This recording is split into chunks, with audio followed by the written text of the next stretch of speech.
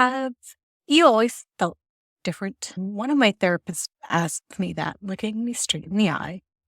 And honestly, I don't think anyone has ever really asked me that, or at least no, a professional.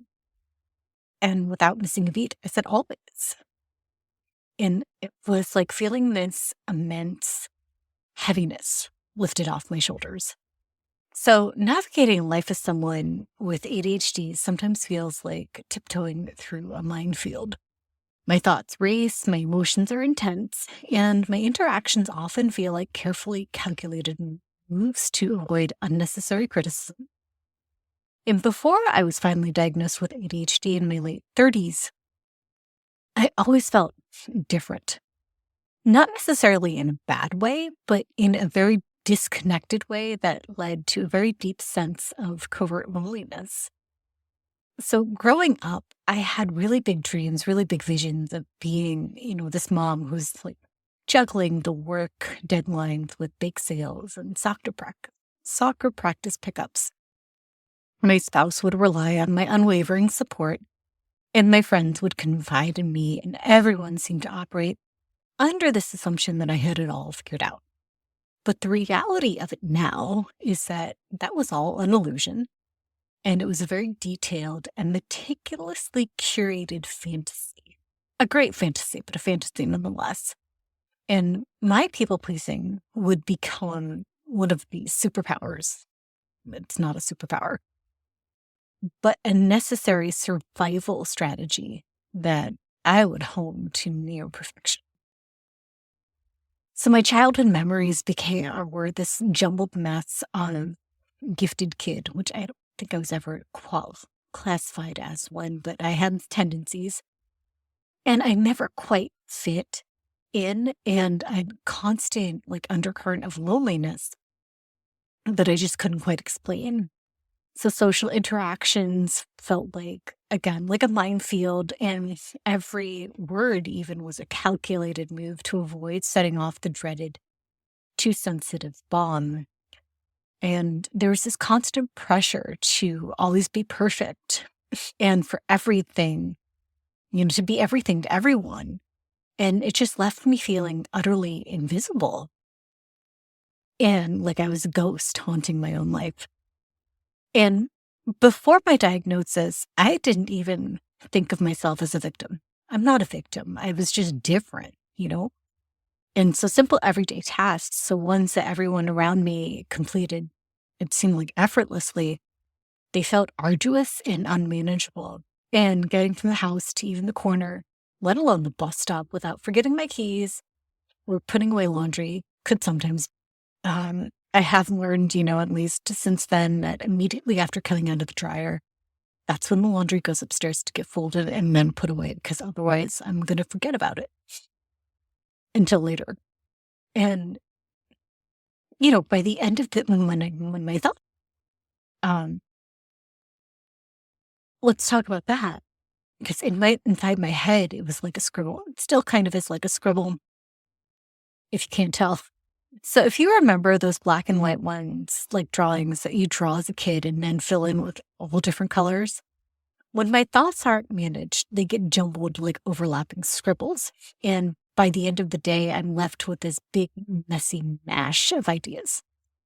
Medication usually helps with minimizing things, or at least helping to keep them together, as though I can at least focus and complete some projects.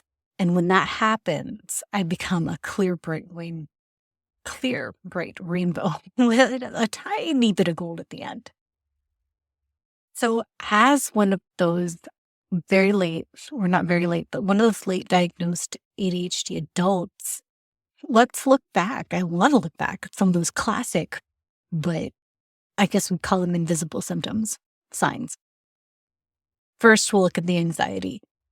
By the time an individual with ADHD turns 12, they have received 20,000 more negative messages than someone without the condition. And for me, this triggered a lot of anxiety coupled with bouts of low mood that became more prevalent as I moved from childhood to adolescence and young adulthood. So I struggled to find the relief, but no solution did more than scratch the surface because my ADHD remained undiagnosed.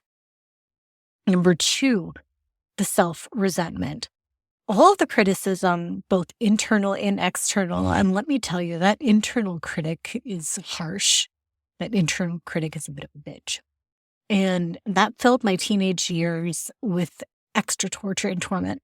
Teenage years are hard enough to begin with, but having the added undiagnosed ADHD it was a mess. And as I struggled to understand myself, self-resentment grew and somehow found a way to fester despite all the noise. So trying to keep up with conversations that were going on in my head the thinking of nothing, no matter how hard I tried, it was beyond exhausting and infuriating. Number three is the disorganization. So poor organization has been pretty consistent throughout my life, but no one could really connect the dots. It was just like the clever but unorganized and capable to finish work. Interactions with children my age were challenging, and sometimes I get really angry or just really frustrated or just very overwhelmed with them. And I was most comfortable around my parents and other trusted adults and preferred their company. Number four is the unfinished projects.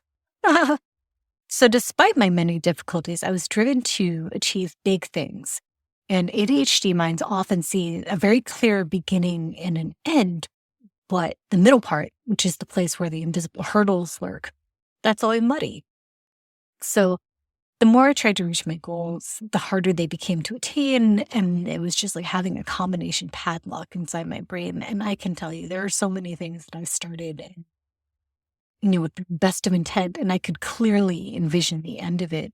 But then it was working through the middle of it. It's just like, I'm done. And which leads to number five, which is the unattainable goals. So another ADHD tendency is believing that the best way forward is to set bigger goals without achieving the smaller ones first. And let me tell you, I'm so guilty of that.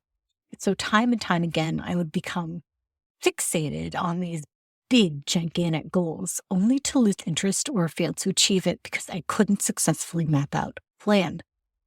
I've learned how to overcome that, or at least to make things more manageable and far more realistic. Number six is low self-confidence, which goes in with the low self-esteem. And we'll get into that in a couple other videos, but that will just stick with me here for the right now. So I had this continuous cycle of self-sabotage, self-fulfilling prophecies. And it just continued to set very unrealistically high expectations. Truth be told, I still do. I set very high expectations for myself with certain things. And then I would get performance anxiety or achievement anxiety. And that would just undermine my confidence even more and perpetuating this cycle of self-destructive patterns that took a toll on my mental health. And number seven, emotional dysregulation.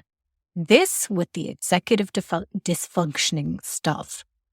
Those have always been the biggest 1-2 punch. And emotional dysregulation was one of my biggest struggles. It still is, quite honestly. So my levels triggered anger and fear and sadness, confusedly juxtaposed with my happy-and-go-lucky side. So if I upset with someone too close to me, sometimes I couldn't understand why, or I would understand all too well, and then I'd feel super guilty about it.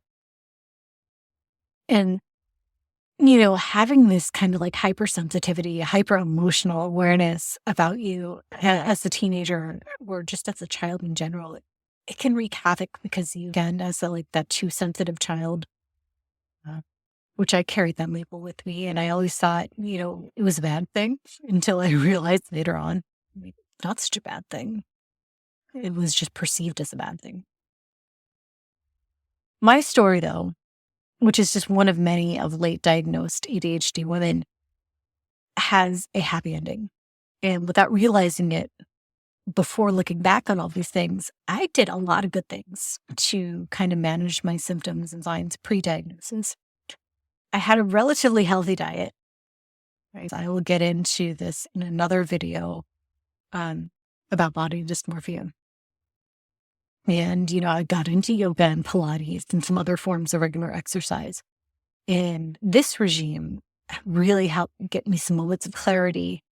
And later on, though, it was just the combination of getting that actual diagnosis and being on the right medication that has made the world of difference for me. And I get it, medication's not for everybody, but it's helped me a ton. So I have in my life earned my associate's degree. I had a 3.97 GPA, and I got accepted into Phi Theta Kappa, which is honor society for 2-year colleges.